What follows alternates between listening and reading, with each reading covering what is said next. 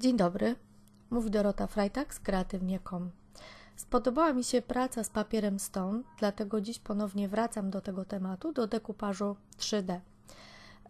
Wykorzystam papiery ryżowe i tym razem potrzebna mi jest fryzura dla tej pani, która będzie się składała z zegarów i z kwiatów. Najpierw odrysowałam sobie tak ogólnie zarys głowy ołówkiem.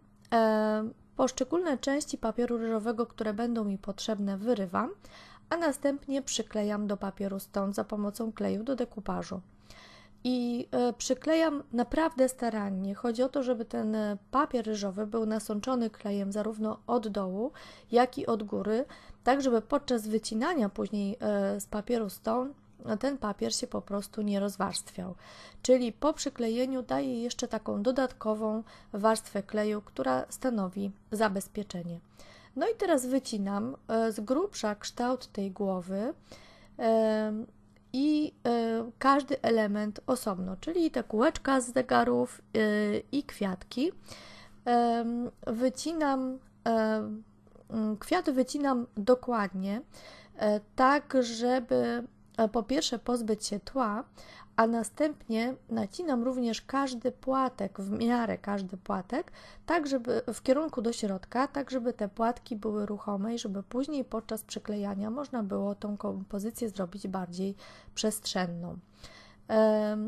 Te motywy po wycięciu mają taką niezbyt atrakcyjną białą krawędź, dlatego ja sobie ją przemaluję za pomocą bitumu i starej gąbeczki, która właściwie była do wyrzucenia.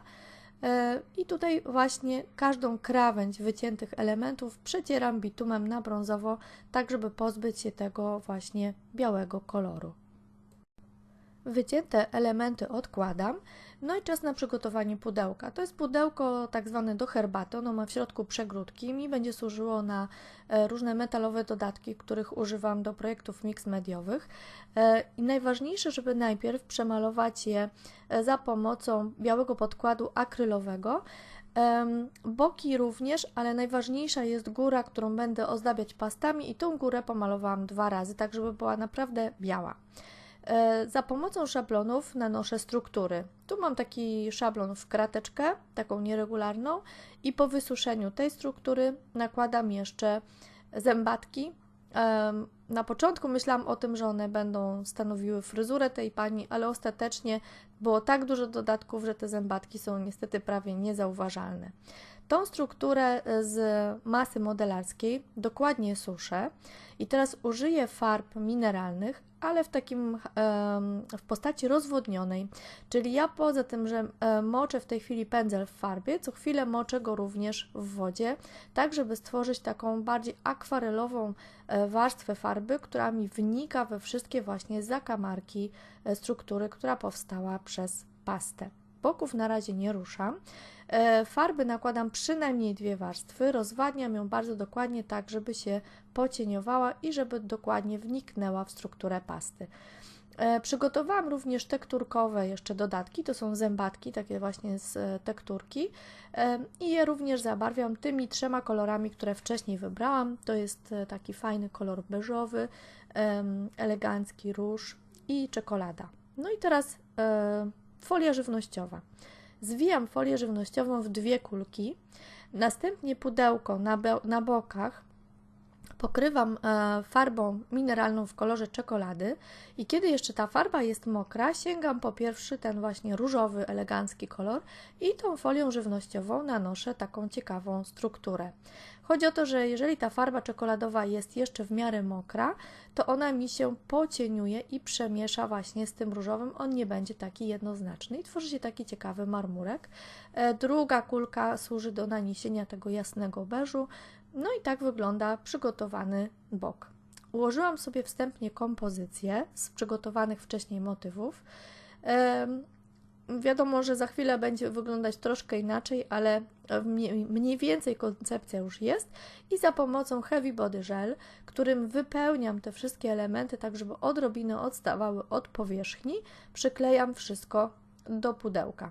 Najważniejsza jest głowa, tutaj tej pasty zużyłam dosyć dużo, odrobinę ją podnoszę, żeby ta głowa była trójwymiarowa.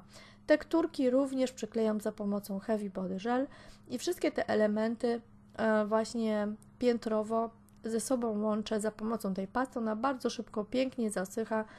Na końcu dokładam kwiaty, no i fryzura tej mojej pani jest gotowa.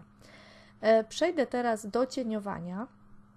Cieniuję za pomocą bitumu i tu podpowiem, że warto to zrobić w momencie, kiedy już jest to wszystko nawoskowane, dlatego że bitum na wosku dużo łatwiej się rozciera, a tutaj pozostawia takie sobie ślady, ponieważ farba mineralna jest bardzo matowa.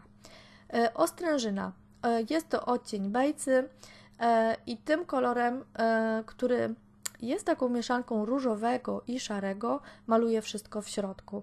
Po wyschnięciu bejcy wszystko woskuję za pomocą bezbarwnego wosku i na koniec zostanie mi tylko przytwierdzenie uchwytu.